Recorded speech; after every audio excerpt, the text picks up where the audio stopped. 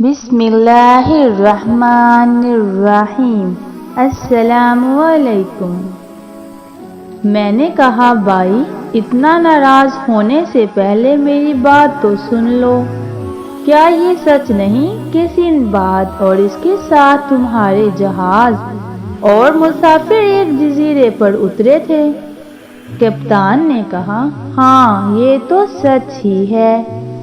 میں نے کہا اور یہ سچ نہیں کہ اس جزیرے پر بعض مسافروں نے آگ جلائی تھی، لیکن بعد میں پتہ چلا کہ وہ جزیرہ نہیں بلکہ ایک بہت بڑی مچھلی کی پشت تھی۔ یہ مچھلی حضرت آدم علیہ السلام کے زمانے سے وہاں سو رہی تھی۔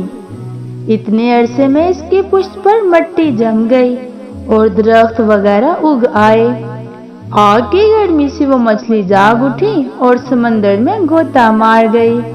کپتان نے حیران ہو کر کہا ہاں یہ بھی سچ ہے۔ میں نے کہا اور آخری بات جب وہ مچھلی ہلنے جلنے لگی تو تم نے جہاز کے عرصے سے پکار کر ہم سب لوگوں کو واپس آنے کا کہا تھا۔ کچھ لوگ جہاز پر پہنچ گئے اور کچھ مچھلی کے ساتھ ہی ڈوب گئے۔ بولو یہ بھی سچ ہے یا نہیں؟ کپتان نے کہا اس بات کی بھی تصدیق کی۔ اسے یقین آ گیا کہ میں ہی سندباد ہوں۔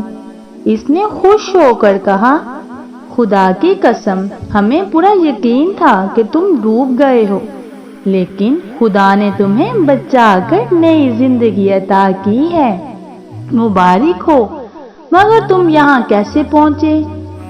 اس پر میں نے اسے تختہ ملنے اور 100 مصیبتیں اٹھا کر اس جزیرے تک پہنچنے کا قصہ سنایا اور بتایا کہ بادشاہ نے مجھے اس بندرگاہ کا نگران بنا رکھا ہے اور میری بہت عزت کرتا ہے۔ میرا سامان جہاز پر سے اتارا گیا۔ مجھے یہ دیکھ کر بڑی خوشی ہوئی کہ ساری پیٹیاں اسی طرح بندھی ہوئی تھی جیسے میں نے انہیں چھوڑا تھا۔ ہر پیٹی پر میرا نام لکھا ہوا تھا۔ اس سامان میں بہت سی عمدہ اور قیمتی چیزیں شامل تھیں اور میں پیٹیوں کو اٹھوا کر بادشاہ مہرجان کے پاس لے گیا۔ اسے اپنا کھویا ہوا مال واپس ملنے کا سارا قصہ سنایا اور سارا سامان تحفے کے طور پر اس کی خدمت میں پیش کر دیا۔ بادشاہ یہ دیکھ کر بہت خوش ہوا۔ میرے تحفے کے بدلے میں اس نے مجھے بہت سی دولت سے نوازا۔ اس دولت کی مدد سے میں نے اس مملکت کے بہت سے مزید سامان خریدا اور پھر بادشاہ کی اجازت لے کر پھر اسی جہاز پر سوار ہو گیا تاکہ واپس بغداد جا سکوں۔ جاتے وقت بادشاہ نے مجھے اور بھی کئی سوغاتیں اور تحفے عطا کیے۔ تقدیر مجھ پر مہربان تھی۔ کئی روز کے سفر کے بعد بالآخر ایک روز میں واپس اپنے وطن بغداد پہنچ گیا۔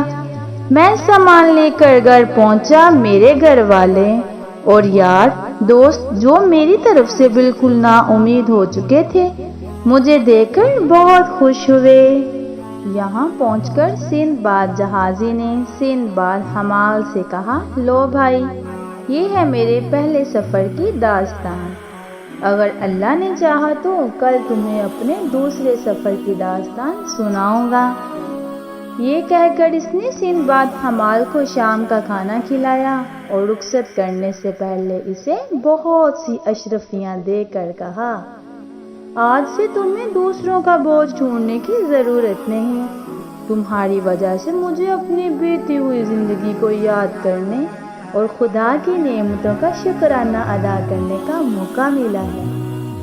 کل تم اپنی دوسری کہانی سناؤں گا۔ کل تم پھر آنا اور ہماری محفل میں شریک ہونا۔ میں اپنے دوسرے سفر کی داستان سناؤں گا۔ سندباد حمال نے شکریہ کے ساتھ سندباد جہازی کا تحفہ بھی قبول کیا اور اشرفیاں لے کر خوش خوش اپنے گھر کی طرف روانہ ہو گیا۔ راستے میں وہ سوچ رہا تھا کہ انسانوں پر کیا کیا حالات گزرتے ہیں اور جس کی داستان سنو کوئی نئی بات سامنے آتی ہے۔ اس کے ذہن میں یہ خیال بھی آیا کہ خدا جب چاہے جس کی چاہے پلک جھپکنے میں حالت تبدیل کر سکتا ہے۔ آج جب وہ گھر سے نکلا تھا تو ایک غریب بوجھ ڈھونڈنے والا مزدور تھا اور اب اشرفیوں کی تھیلیاں لیے گھر جا رہا تھا۔ اللہ نے دیکھتے ہی دیکھتے اسے فقیر سے امیر کر دیا تھا۔ جب سندباد حمال گھر پہنچا تو اس کے بیوی بچے اسے دیکھ کر بہت خوش ہوئے۔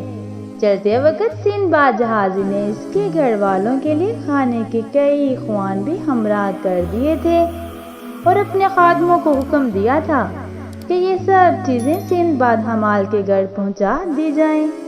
گھر والوں کو زندگی میں پہلی مرتبہ ایسا عمدہ کھانا نصیب ہوا۔ اس کے بعد جب سندباد حمال نے اشرفیوں کی تھیلیاں ان کے سامنے رکھی تو وہ خوشی سے جھوم اٹھے۔ ان کے سارے دکھ درد دور ہو چکے تھے۔ سندباد حمال نے انہیں سندباد جہازی کے بارے میں بتایا اور اس کے پہلے سفر کی داستان بھی سنائی۔ پھر وعدہ کیا کہ اگلے مرتبہ وہ انہیں سندباد کے دوسرے سفر کی کہانی بھی سنائے گا۔ اگلے روز سندباد حمال ایک بار پھر سندباد جہازی کے پاس پہنچا۔ سندباد نے اسے اپنے قریب بٹھایا اور شربت پلایا۔ جب باقی دوست احباب جمع ہو گئے تو سب کے سامنے کھانا پیش کیا گیا۔ کھانے کے بعد سندباد جہازی نے اپنے دوسرے سفر کی داستان شروع کی۔ ہماری اس طرح کی اور ویڈیوز دیکھنے کے لیے ہماری ویڈیوز کو لائک کیجیے اور ہمارے چینل کو سبسکرائب کیجیے تاکہ ہماری ہر آنے والی ویڈیو آپ تک آسانی سے پہنچ سکے۔ خدا حافظ۔